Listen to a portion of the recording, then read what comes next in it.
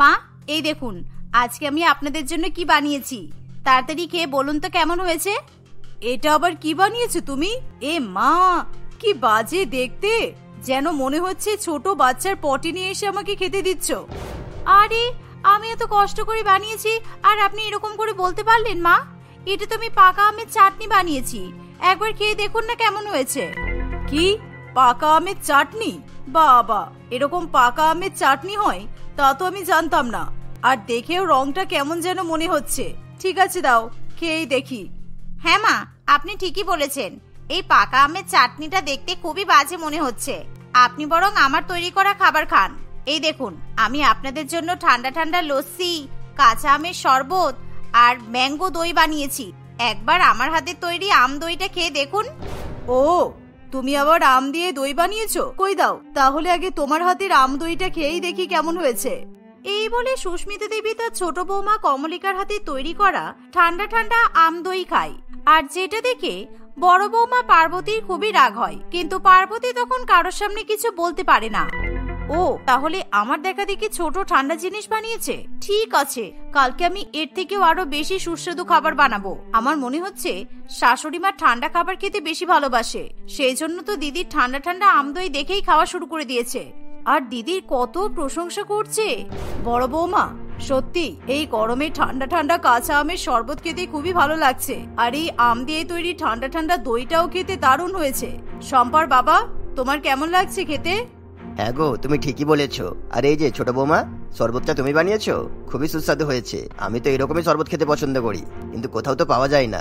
যাক, আজকে তোমার হাতের এই কাঁচা আমের শরবত খেয়ে প্রাণটা জুড়িয়ে গেল। এইভাবেই একের পর এক সকলেই ছোট বৌমা কমলিকার প্রশংসা করে। আর এই দেখে বড় বৌমা পার্বতীর গা একেবারে জ্বলে ওঠে। তাই সে আর কিছু না বলে নিজের রুমে চলে যায়। এভাবেই কিছুদিন কাটে। একদিন কমলেশ এবং পলাশ দুই ভাই অফিসে যাওয়ার আগে নিজেদের স্ত্রীদের কাছে টিফিনগুলো চেয়ে নেয়।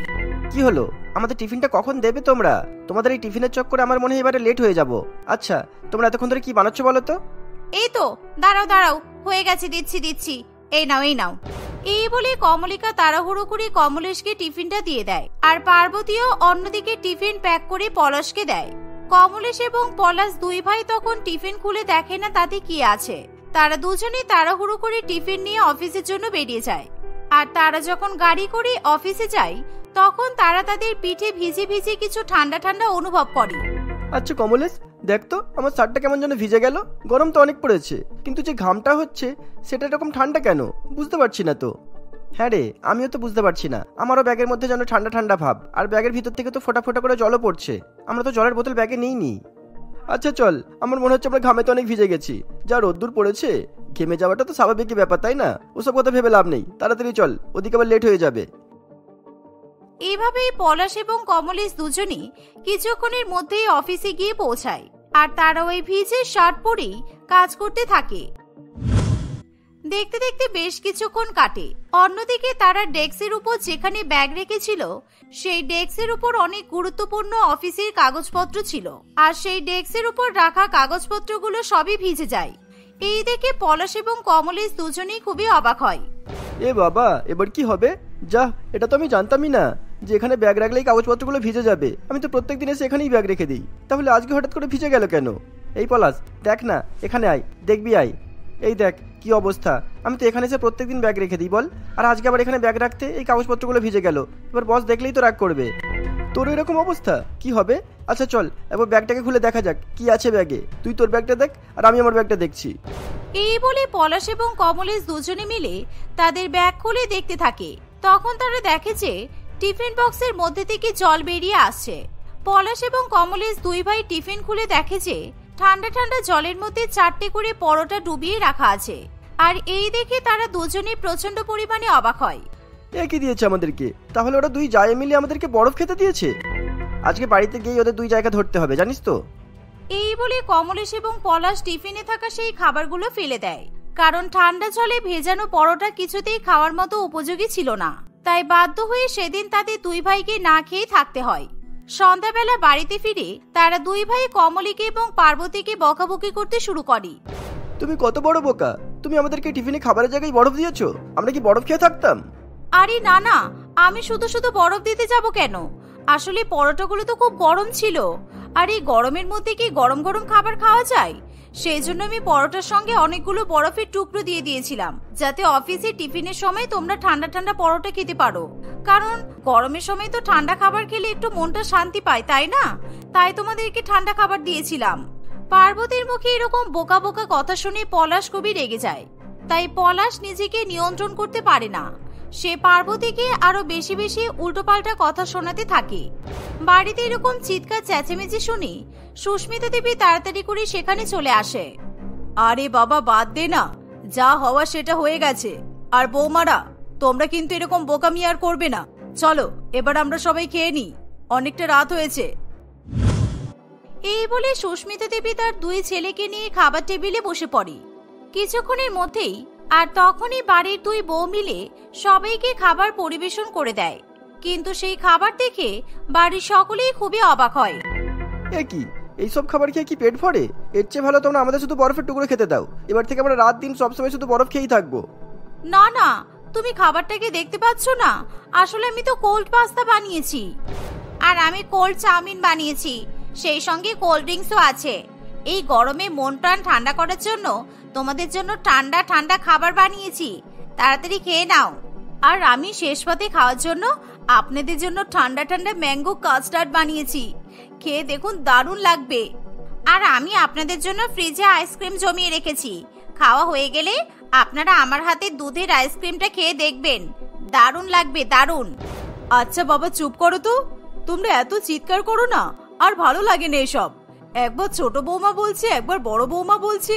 আচ্ছা, তোমরা দুজনে এরকম আলাদা আলাদা করে খাবার রান্না করছো কেন? যা বানাবে তোমরা দুজনে একসঙ্গেই বানাতে পারো তো। এখন মনে হচ্ছে যেন তোমরা দুই জায়গায় আলাদা। সুস্মিতা দেবীর কথা শেষ হতেই পার্বতী এবং কমলিকা সবাইকে ঠান্ডা ঠান্ডা খাবারগুলো পরিবেশন করে দেয়। আর সেই ঠান্ডা খাবার খেয়ে সকলেই দুই বৌমার প্রশংসা করে। সেদিন সুস্মিতা দেবীর পরিবারের লোকজন পার্বতীর একটু বেশি প্রশংসা করে, আর যা দেখে কমলিকার মনে মনে খুবই রাগ হয়। ঠিক আছে, কালকে আমি এমন খাবার বানাবো যেটা খেয়ে কালকে সবাই আমার বেশি প্রশংসা করবে। কমলিকা মনে মনে এসবই ভাবতে থাকে। আর অন্যদিকে পরিবারের সকলেই সেদিন পার্বতীর খুবই নাম করতে থাকে। এভাবেই দেখতে দেখতে কিছুদিন কাটে। একদিন সুস্মিতা দেবী তার দুই বৌমাকে বলে, কি ব্যাপার, আজকে তোমরা কি খাবার বানাচ্ছ? দেখো, আমি কিন্তু তোমাদেরকে আগে থেকেই বলে দিচ্ছি, আজকে আর কোনো ঠান্ডা খাবার বানিও না, কারণ আমার গলাটা একটু ধরেছে। দেখুন মা, এই সামান্য একটু গলা ধরেছে বলে আপনি কি ঠান্ডা খাবার খাবেন না? কারণ আপনি তো এই গরমের মধ্যে গরম গরম খাবার খেয়ে থাকতে পারবেন না, কারণ গরমের মধ্যে গরম গরম খাবার খাওয়া মানে বেশি গরম লাগবে, আর আপনার পেট গরম হয়ে যেতে পারে। তখন কিন্তু আপনি বাথরুম থেকে বাইরে বেরোতেই পারবেন না, সারাদিন বাথরুমের মধ্যে বসে থাকতে হবে। আর মা, আপনি যদি গরম খাবার খেতে চান তাহলে আমি বানিয়ে দিতে পারি, কিন্তু একটা শর্ত আছে, আমাদেরকে আপনি প্রতিদিন ঠান্ডা খাবারই খেতে দেবেন, আমাদেরকে যেন আবার ঠান্ডা খাবার খেতে বারণ করবেন না। তোর যদি ইচ্ছা হয় তুই গরম খাবার রান্না কর, কিন্তু আমি কোনো মতেই গরম খাবার বানাতে পারবো না। আমি যা খাবার বানাবো সবকিছুতেই বরফ দেব, যাতে খাবারটা পুরোপুরি ঠান্ডা হয়ে যায়। এখন এই গরমের সময় ঠান্ডা খাবার খাওয়া খুবই ভালো, ঠান্ডা খাবার খেতে তো সবারই ভালো লাগে। আজকে আমি চিকেন, ডাল আর ভাত রান্না করেছি, সেগুলো ফ্রিজেই রেখে দিয়েছি। আজকে আমরা সবাই মিলে ঠান্ডা ঠান্ডা ভাত আর তরকারি খাবো, দারুণ লাগবে কিন্তু খেতে। আর হ্যাঁ, সেই সাথে কিন্তু আমি আইসক্রিম, কুলফি সবই জমিয়ে রেখেছি। রাত্রিবেলা ভাত খাওয়ার পর ঠান্ডা ঠান্ডা আইসক্রিম আর কুলফিও খাওয়া হবে। কমলিকার মুখে আইসক্রিম এবং কুলফির কথা শুনে সুস্মিতা দেবী নিজের লোভ সামলাতে পারে না, তাই সে তখনই ফ্রিজ থেকে আইসক্রিম, কুলফি বের করে খেতে শুরু করে দেয়। তখন পার্বতী তার শাশুড়ি মাকে বলে, কি ব্যাপার মা, আপনি হঠাৎ করে ফ্রিজ খুলে আইসক্রিম আর কুলফি খেতে শুরু করে দিয়েছেন? আপনি তো এক্ষুনি বলছিলেন যে গরম খাবার খাবেন, ঠান্ডায় গরম খাবার খেতে আপনার ভালো লাগে না, আপনার নাকি গলা ধরেছে। দেখো বৌমা, আমার গলা ধরেছে সেটা ঠিকই, কিন্তু এই গরমে না ঠান্ডা খাবার খেতেই ভালো লাগে। আর আইসক্রিম, কুলফি এসব তো আমার পছন্দের জিনিস, এগুলো না খেয়ে কি থাকা যায়? এই বলে সুস্মিতা দেবী মনের আনন্দে আইসক্রিম এবং কুলফি খেয়ে নেয়। এভাবে আরো কিছুদিন কাটে। কমলিকা এবং পার্বতী দুজনে মিলেই নিজেদের পছন্দের আলাদা আলাদা খাবার বানায়, আর সেগুলো সবই প্রচন্ড পরিমাণে ঠান্ডা হয়, কারণ তারা যা খাবার বানায় সেগুলো তারা সঙ্গে সঙ্গে ফ্রিজে ঢুকিয়ে দেয়। আর যখন তারা খাবার পরিবেশন করে তখন সেই খাবারের উপর ছোট ছোট বরফের টুকরো দিয়ে দেয়, যাতে খাবারগুলো খেতে আরো ঠান্ডা ঠান্ডা লাগে। কিন্তু এভাবে গরমের মধ্যে প্রচন্ড ঠান্ডা ঠান্ডা খাবার খাওয়া যে শরীরের পক্ষে কতটা ক্ষতিকর তারা দুই যা কিছুতেই সেটা ধারণা করতে পারে না। একদিন রাত্রিবেলা সুস্মিতা দেবী প্রচন্ড ঠান্ডা বরফওয়ালা জল খেয়ে নেয়, আর সেই সাথে রাত্রিবেলাতে আইসক্রিমও খায়। কিন্তু সেই আইসক্রিমটা খুবই ভালো হওয়ায় সুস্মিতা দেবী মাঝরাতে উঠে আবার 2-3টে আইসক্রিম খেয়ে নেয়। এভাবেই অনেক ঠান্ডা ঠান্ডা খাবার খাওয়ার পর সে রাত্রিবেলা নিজের রুমে গিয়ে শুয়ে পড়ে। কিন্তু পরের দিন সকালবেলা সুস্মিতা দেবী কিছুই বুঝতে পারে না তার সঙ্গে কি হচ্ছে। বড় বৌমা, তুমি কি আমাকে দেখে একটু বলতে পারবে আমার কি হয়েছে? দেখো না, আমার চোখটা যেন একটু ব্যথা ব্যথা করছে আর সারা শরীরটা ম্যাজম্যাজ করছে। আমার না কিছু ভালো লাগছে না, আমি ঠিক মতো যেন কিছু দেখতেও পাচ্ছি না। মা, আপনার চোখের পাতাগুলো তো ফুলেছে, আপনার চোখটা কিন্তু ভীষণ লালও হয়ে গেছে, আর আপনার গলাও তো পুরোপুরি ভাবে চেঞ্জ হয়ে গেছে। হ্যাঁ গো বৌমা, রোজ রোজ ঠান্ডা খেয়ে খেয়ে আমার এই অবস্থা হয়েছে। কালকে তো লোভে পড়ে আমি আইসক্রিম কুলফি রাত্রিবেলা খেয়ে নিয়েছিলাম, তাই আরো এরকম হয়েছে। দেখো না বৌমা, আমি আর ঠান্ডা খাবার বেশি খাবো না, তুমি বরং আমাকে এবার গরম খাবারই খেতে দিও। কিন্তু সেই দিন আর সুস্মিতা দেবী কোনো খাবারই খেতে পারে না, ঠান্ডা খাবার নাই বা গরম খাবার, কারণ সে অসুস্থ হয়ে পুরোপুরি বিছানায় শুয়ে পড়ে। সুস্মিতা দেবীর প্রচন্ড পরিমাণে জ্বর আসে, আর তার গা হাত পা মাথা প্রচন্ড পরিমাণে যন্ত্রণা করে। সুস্মিতা দেবীর সঙ্গে সঙ্গে তার পরিবারের সকলেই একে একে অসুস্থ হয়ে পড়ে। আর এই দেখে পলাশ ডাক্তারবাবুকে ফোন করে, কিন্তু ডাক্তারবাবু তাদের বাড়িতে আসতে চায় না। তাই পলাশ তার পরিবারের সকলকে নিয়ে পাশের হসপিটালে চলে যায়। সেখানে হসপিটালে ডাক্তারবাবু তাদের সকলকে চিকিৎসা করে, আর সেই সঙ্গে অনেক অনেক ওষুধপালা লিখে দেয়। এর ফলে ডাক্তারের কাছে অখিলেশ এবং পলাশের অনেক লম্বা বিল হয়ে যায়। এ কি, এত টাকা? ডাক্তারবাবু, আপনি কি কিছু ভুল লিখেছেন নাকি? এত টাকা বিল হলো কিভাবে? আপনারা এতজন সদস্য, আমি তো তাই কম করেই লিখেছি। এটা তো কিছুই নয়, আপনাদের এতগুলো ওষুধ দিলাম, আপনাদের সকলের চিকিৎসা করলাম, আর আপনি টাকা দেওয়ার সময় এরকম বলছেন? আর তাছাড়া আমি কি এমন বেশি লিখেছি? আমি তো আমার ফিসটাই লিখেছি, আমার ফিস হচ্ছে 300 টাকা করে। এবার আপনিই বলুন আমি কি এমন ভুল লিখেছি?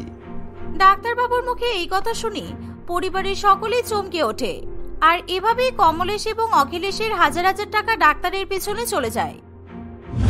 দেখতে দেখতে আরো কিছুদিন কাটে। শারীরিক অসুস্থতার জন্য তারা দুই ভাই এখন কয়েকদিন কাজে যেতে পারে না। এর ফলে কমলেশ রেগে গিয়ে কমলিকাকে বলে, যা হয়েছে সব তোমাদের দুই জায়ের জন্যই হয়েছে, জানো তো? তোমরা যদি আজকে সকলকে নর্মাল খাবার খাওয়াতে তাহলে আর এরকম হতো না, আজ আর আমাদের এই দিনটা দেখতে হতো না। কিন্তু তোমরা তো সবাইকে ঠান্ডা খাবার খাওয়াতে, আর ঠান্ডা খাবার তো তোমাদের ভালো লাগে খেতে, তাই দেখো আজ কি হলো। আমাদেরকে ক্ষমা করে দাও, আমরা সত্যি ভুল করেছি। আমরা আর কখনো বেশি ঠান্ডা খাবার খাবো না।